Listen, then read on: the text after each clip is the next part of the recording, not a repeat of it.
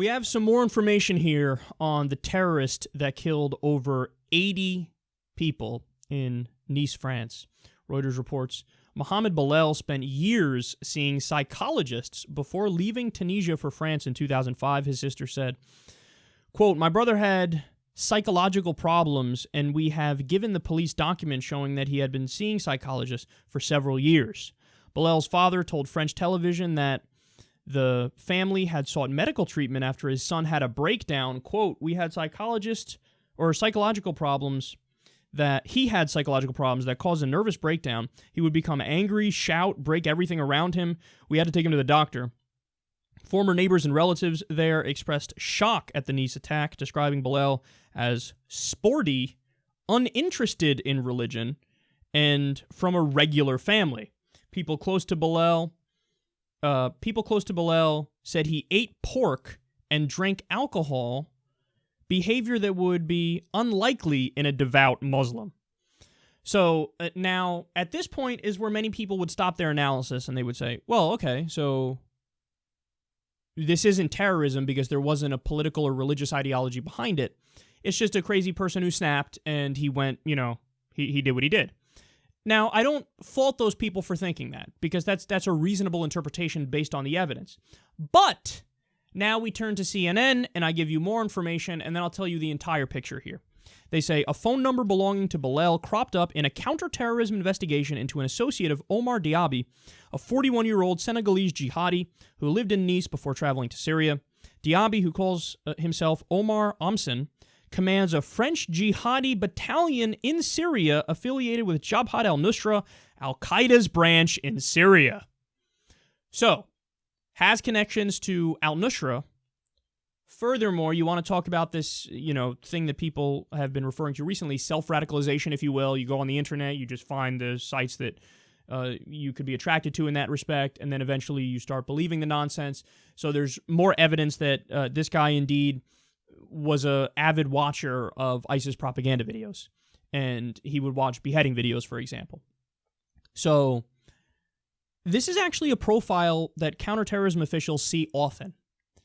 What you have is, generally speaking, obviously on the edges it might change in one direction or the other, but you have somebody who's kind of psychologically unstable, maybe mentally ill a little bit, and this isn't to demean all mentally ill people, of course, because not all mentally ill people are violent, so let me just be clear about that, but, a little off, just a little off, a little impressionable, a little naive, a little quick to follow people, fall in line, and stuff like that. You have somebody who's like that, and in this case, this guy might also have just been a flat-out psychopath. So you have that mixed with a background that, is filled with debauchery and just kind of not even, that's a strong word, just being a normal person. Hey, you eat pork, you drink, you like women and sex and this and that. So you engage in all that stuff, and then you stumble across this fundamentalist religious message, and they tell you, no, all that stuff you did, that's sinful, that's wrong. So, if you don't shape up, you're going to hell. So you got to get your shit together. You have to do it. It's not a question. What do you want to be in hell forever? Is that what you want? You want to be in hell forever? What are you, crazy? No, you got to atone for what you did. You got to atone for it. The way you atone for it is you do this attack. You're going to live in infinite pleasure from now until the end of time. Infinite pleasure for infinity. You're going to get your virgins. You're going to get... Nobody could understand the joy and peace and tranquility that you're going to experience, but you just have to do this one thing to atone for all the wrong that you did. You got to do the attack. This is a classic profile, according to counterterrorism experts, on how people radicalize and end up doing religious violence, terroristic violence. And by the way, it just so happens more often today in Islam, but this is the case. This is just a religious profile in general for terrorism. So it's not inconceivable that, in the examples of abortion clinic bombings, it's the same kind of thing. You take somebody who's kind of off their rocker, kind of off mentally, little naive, a little bit of a follower, maybe a dash of sociopathy or psychopathy. You take that person, they did a whole bunch of bad shit in their past. You tell them, oh, that's horrible, you poor, poor thing. But you can save yourself. You can save yourself if you just get on the right path. The right path is you accepting the one true God, which is, of course, my God and my interpretation of that God. And, oh yeah, you just got to do this one thing. Avenge the babies. Here's a gun. And then everything will be hunky-dory. So this is a common profile that we see.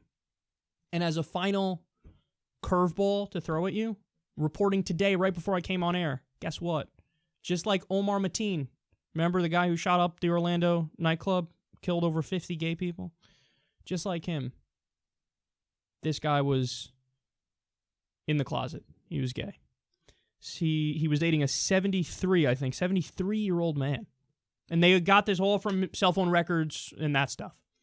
So that again is how many times have we seen this, man? It's not that everybody, like all the people who are homophobes are by definition gay. No. It's more like the people who are really, really vehement in their homophobia and who like outwardly denounce it all the time. Those are the people who are having an internal struggle where they themselves are gay and they don't know how to reconcile this belief system which they actually come to believe, which is my religion is true, God hates this, I don't know, he hates me. They have a hard time reconciling their sexuality and who they are with the fact that they believe based on their religion that it's immoral. So how do you act? How do you react to that? Oftentimes you let, in Omar Mateen's case, kill gay people. Kill them. Because, hey, my dad indoctrinated me, telling me this is wrong, this is evil, this is immoral. I'm attracted to it. I am gay.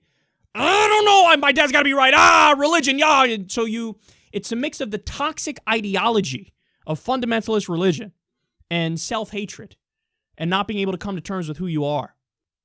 As I said when the attack happened, I don't know what the answers are. But what we should do in a sober and reasoned way is understand the causes of it and understand what goes into making a monster like we had in Nice, France.